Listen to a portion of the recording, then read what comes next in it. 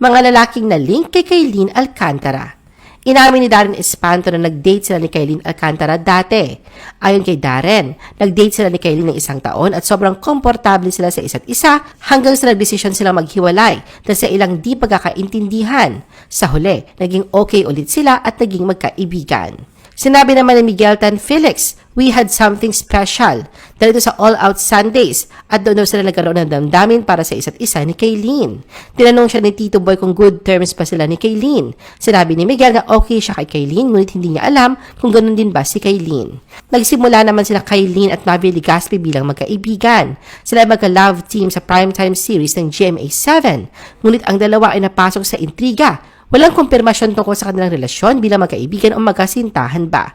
Ngayon, naghiwalay na ng landas ang dalawa sa kanilang karera at personal na buhay.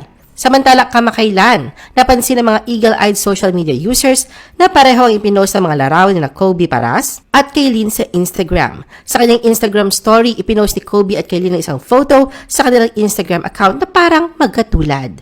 Naniniwala ang mga social media users na magkasama sa restaurant sina Kobe at Kaylin.